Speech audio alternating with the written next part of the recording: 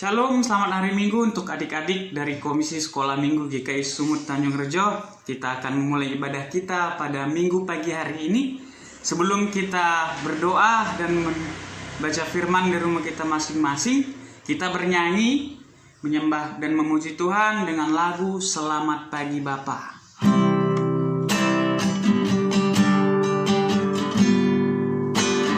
Selamat pagi Bapa, selamat pagi Yesus, selamat pagi Roh Kudus.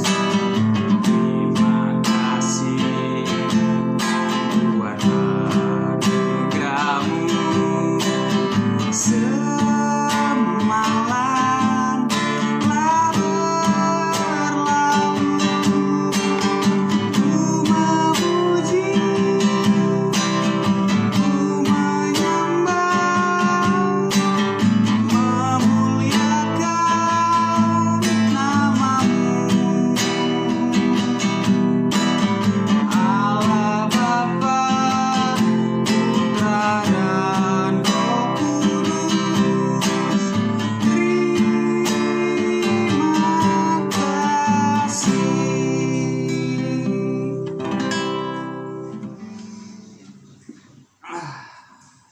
Sekarang kita lipat tangan, kita bersatu di dalam doa. Kita berdoa. Bapa Surgawi, Bapa yang kami sembah di dalam Tuhan Yesus Kristus, kami bersyukur ya Tuhan.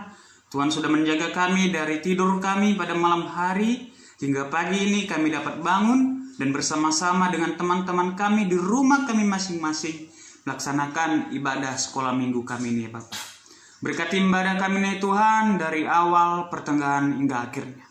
Di dalam nama Tuhan Yesus kami berdoa dan mengucap syukur. Amin. Ya baik adik-adik, sekarang kita buka Alkitab kita dari Keluaran 18. Keluaran 18 ayat 13 sampai 27. Dibuka Alkitabnya. Nanti dibaca dari rumah, dibimbing oleh kakak dari adik-adik atau ibu ataupun bapak yang mendampingi anak-anak ya. Kita baca dari Keluaran 18 ayat 13 sampai 22. Dibaca. Ya, kita sudah membaca firman Tuhan dan kita akan mendengarkan firman Tuhan yang akan disampaikan oleh Kak Winnie Damani. Mari kita dengarkan bersama. Shalom adik-adik, hari ini kakak akan bawakan firman tentang peduli dan bertanggung jawab yang diambil dari Keluaran 18 ayat 13 sampai dengan 27. Sebelum kakak lanjut menerangkan tentang firman Tuhan, adik-adik simak videonya dulu ya. Anak yang pemalas. Dia tidak pernah peduli dengan kebersihan rumahnya. Ups, ya ampun. Apa yang telah saya lakukan? Lampu meja itu telah pecah. Tidak apalah. Nanti saya akan beritahu ibu hal ini dan meminta maaf kepadanya. Dan piring-piring kotor ini, biarkan sajalah. Nanti kakak yang mencuci semuanya. Baiknya sekarang saya nonton televisi saja dulu. Johan tidak menghiraukan keadaan rumahnya yang berantakan. Dia menyalakan televisi dan menonton televisi sambil makan makanan ringan.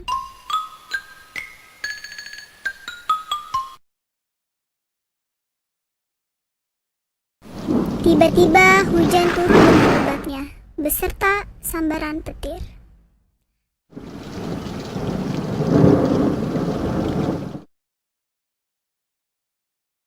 Petir telah menyambar televisi tersebut lalu meledak.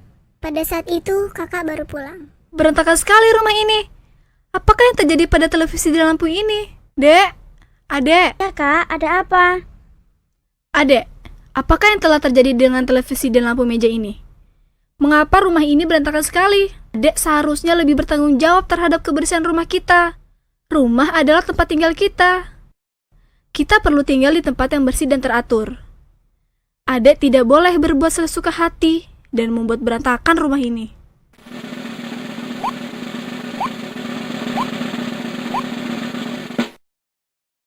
Tapi adik tidak sengaja, Kak.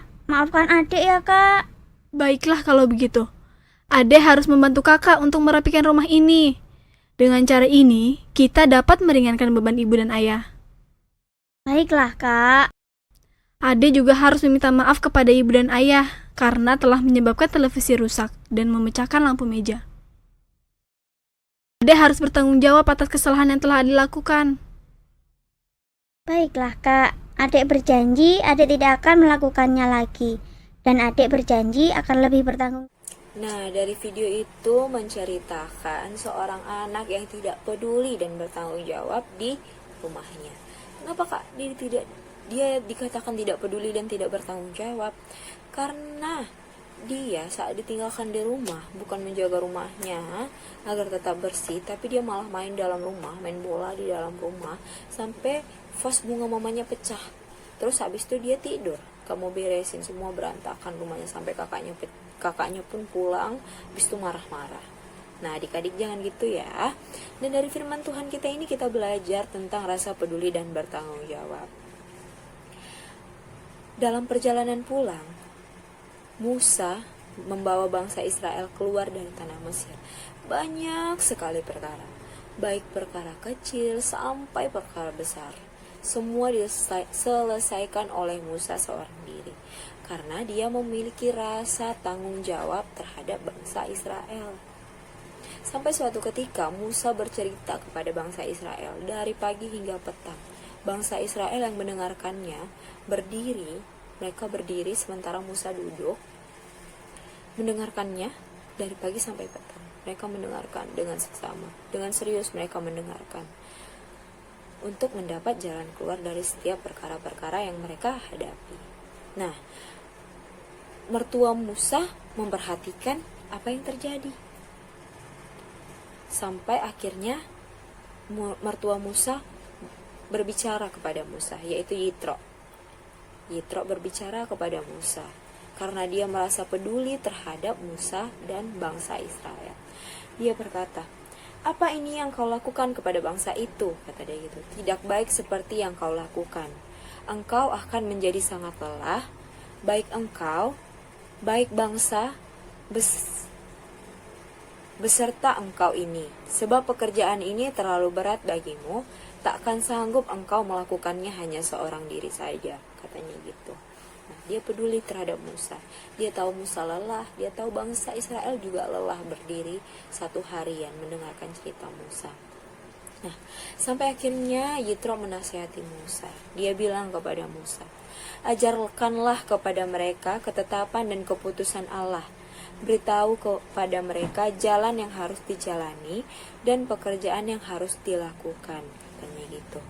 Di samping itu, carilah seluruh bangsa itu orang. Dari seluruh bangsa itu orang yang cakap, takut akan Tuhan dan dapat dipercaya, katanya gitu. Untuk memimpin dari 1000 orang, 100 orang, 50 orang, dan 10 orang. Untuk apa pemimpin-pemimpin itu? Kenapa Yitro menyuruh untuk mencarikan orang gitu kan? Untuk membantu pekerjaan Musa. Karena dia tahu Musa itu lelah, bangsa-bangsa itu juga lelah jika harus menyelesaikan masalah dari pagi sampai petang. Nah, jadi Musa pun mendengarkannya. Musa pun mencari orang-orang yang cakap, yang takut akan Tuhan dan dapat dipercaya. Setiap masalah kecil diselesaikan oleh pemimpin mereka masing-masing. Tapi kalau masalah besar, mereka tetap cerita kepada Musa.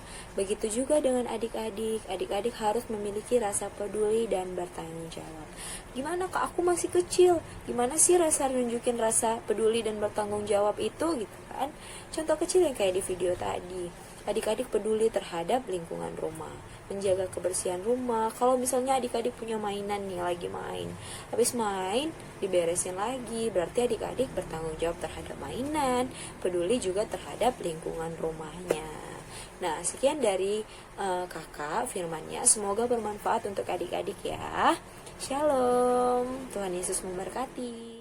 Ya, terima kasih kita sudah mendengarkan firman yang disampaikan oleh Kak Winnie Damanik. Sekarang kita buka ayat hafalan yang terambil di dalam Yesaya 6 ayatnya yang ke-8. Abang bacakan ya. Lalu aku mendengar suara Tuhan berkata, siapakah yang akan kuutus dan siapakah yang mau pergi untuk aku? Maka sahutku, ini aku, utuslah aku. Demikian ayat hafalan kita bersatu di dalam doa. Bapa Surgawi, terima kasih Tuhan, kami sudah melaksanakan ibadah sekolah minggu kami pada hari ini. Biarlah kiranya firman Tuhan yang sudah kami dengarkan dapat kami mengerti dan kami jalani dalam kehidupan kami. Berkati pendidikan, kesehatan, dan orang tua kami. Terimalah doanya Tuhan di dalam doa Bapa kami. Bapa kami yang di surga, dikuduskanlah namamu, datanglah kerajaanmu, jadilah kehendak-mu di bumi seperti yang di surga. Berikanlah kami pada hari ini makanan kami yang secukupnya. Dan ampunilah kami atas kesalahan kami, seperti kami juga mengampuni orang yang bersalah kepada kami. Dan jangan ke dalam pencobaan, tapi lepaskan daripada yang jahat. Karena Engkau yang punya kerajaan dan kuasa dan kemuliaan sampai selama-lamanya. Amin. Kita nyanyikan Bapa terima kasih. Bapa terima kasih. Bapa terima kasih. Bapa di dalam surga, ku berterima kasih. Amin. Shalom, selamat hari Minggu adik-adik.